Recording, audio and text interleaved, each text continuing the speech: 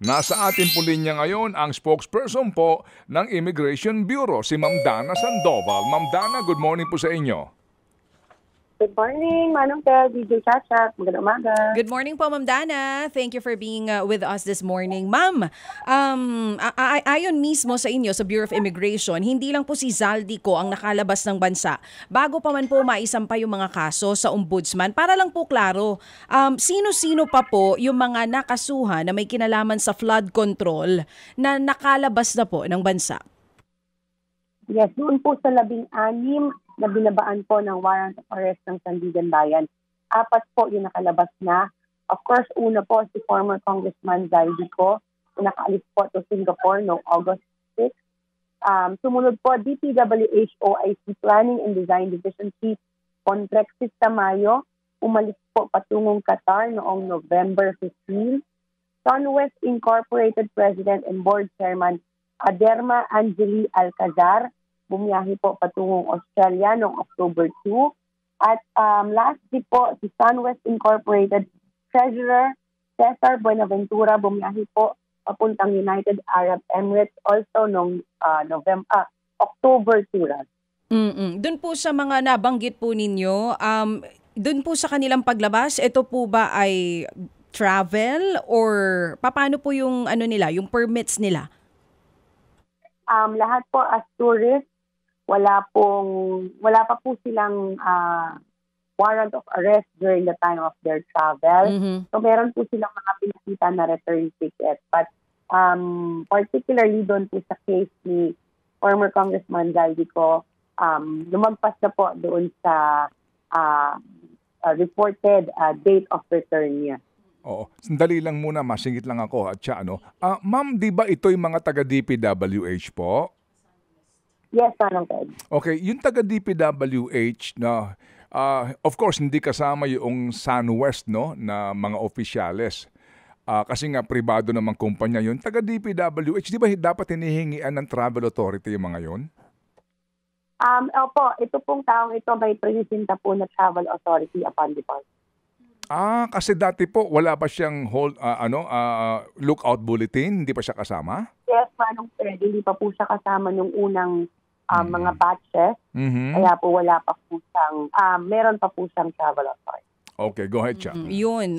Ma'am, sabi niyo po 4 out of 16 po na mga nasa listahan na may warrant of arrest ang nakalabas na ng bansa. Pwede po ba naming makuha yung ilan pang mga pangalan na nasa sa inyo ngayon? Kasi kapag may warrant of arrest na, automatic, dapat meron na ring hold departure order. Tama po ba yun? Hindi po. Magkaiba po sila. Yung hold departure order is just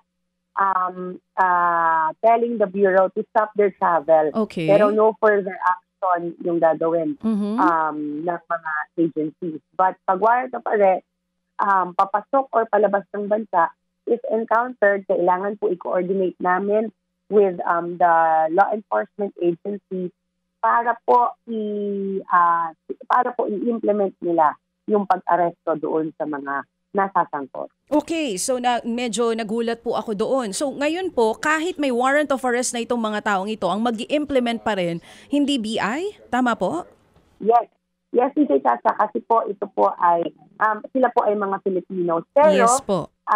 kapag dadaan po sila sa ating mga paliparan, whether arrival or departure, i-refer pa rin po natin sa kapulisan for them to implement the arrest. But kung matanong niyo po kung automatic yung hold departure order, technically, Yes. hindi po sila parehas. Okay. Pero parehas din po ang effect since i-turn over na po sila at huhulihin na po sila. So essentially, hindi rin po sila makakaalis ng bansa. So hindi siya pareho, magkaiba yung warrant at hold departure order, but technically, medyo ganun nga. Kung meron mang isa dun sa 16, o sabihin na natin yung 4 kasi na nakalabas na, kung may 8 na nasa listahan, kung lalabas po yan ng bansa, pipigilan nyo po yan dyan sa immigration at ino-notify nyo na po agad yung mga police. Ganun po yung mangyayari.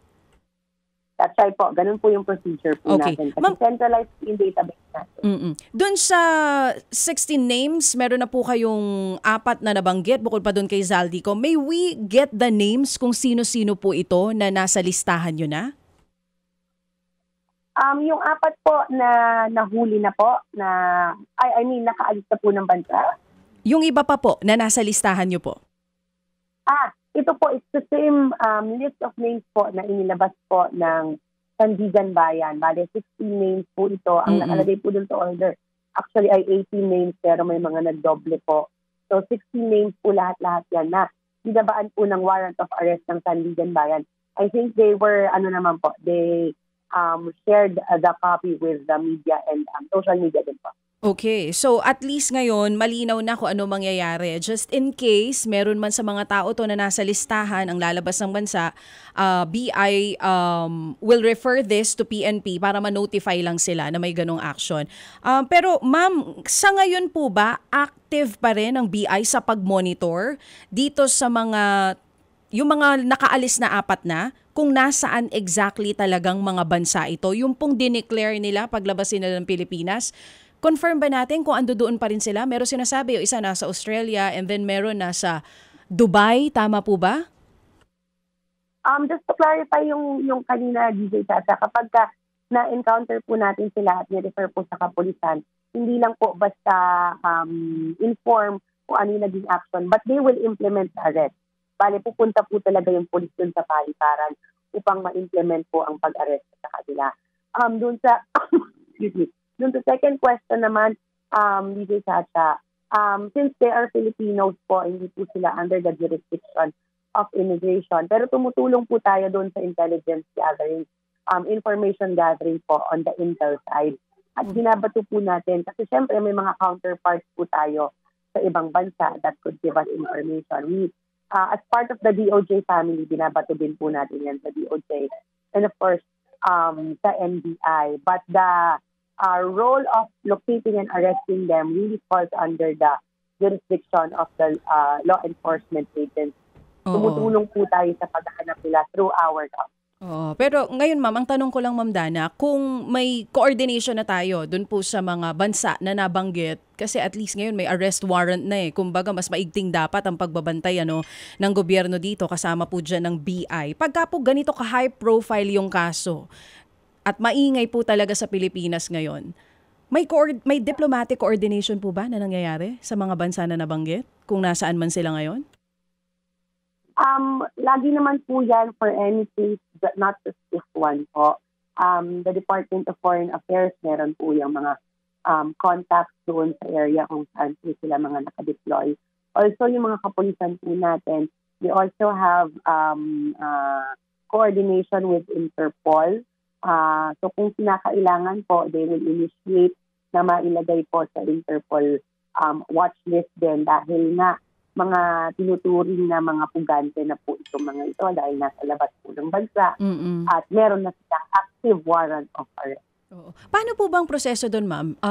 Pagka po nandun sila sa bansa, halimbawa yung mga nabanggit, Japan, may Qatar, may Australia, may UAE din po na sinasabi, mare-red flag po sila or mano-notify tayo ng ibang bansa na oo, kumpirmado, pumasok nga dito at nandito pa rin? May ganun pong coordination? It's not automatic, Chacha, na maglabas ang korte natin tapos automatic na nakukuha ng ibang bansa yung informasyon. Pinapadala po yan ng law enforcement natin doon sa kanilang mga counterparts sa ibang bansa. Most of the time through Interpol. Kaya papasok po yan doon sa Interpol database para malocate po sila ng mga Interpol member states to assist in locating and arresting them. Ma'am, si John Paul Estrada po, yung sinasabing tauhan nitong si Zaldico, kumpirmado po nakalabas na ng bansa. Kailan po kaya? Nakaalis po siya ng bansa. Hindi ko lang po hawak yung record ko right now. But parang last month pa or late last month or early this month po. But siya po ay wala doon sa mga listahan ng mga merong lookout bulletin or hold departure. September po ata, ma'am? Tama po kayo dyan. Meron po siyang travel. At once we check po, nung sinek po natin ang kanyang travel, wala naman po tayong nakita na any incident or mga pangyayari na kakaiba at the time of his departure. Opo, saan siya papunta? Umalis po siya papunta pong Singapore nung siya po ay bumiyahe. Okay. Si Mark Tiksay po. Same din po. Same din po yung kanyang biyahe. Actually, parang same day po ang kanilang record of travel palabas po ng bansa. So, itong dalawa na sinasabi ni Saldico sa kanyang video, opo ha, na kanyang mga tauhan ay pareho po nakalabas ng punang bansa September ngayong taon. Let me correct, Manong Ted, let me correct myself po. John Paul Estrada was September 2. Si Tiksay po was on November. November po siya. Okay, so sumunod itong si Tiksay. Si Saldico, August pa lang, July 28, ang opening ng 20th Congress, zona ng presidente. Nakalabas siya ng bansa, papunta na Singapore, August 2 po. Anong petsa? August 2, Manong Ted. August 2. So during, so klaro na during the zona, nandito pa siya sa Pilipinas. Okay.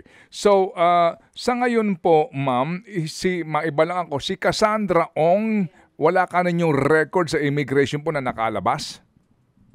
No record of departure, Manong Ted, itong si Cassandra Leong sa immigration po. Okay, so paano kaya ito kung may mga reports na nasa Japan ito huling nakita? Ano na naman siya, nag-alaalis go-o? Hindi po namin masasagot ito, Manong Ted, since yung mga baybay dagat po is covered by kapulisan and the local law enforcement.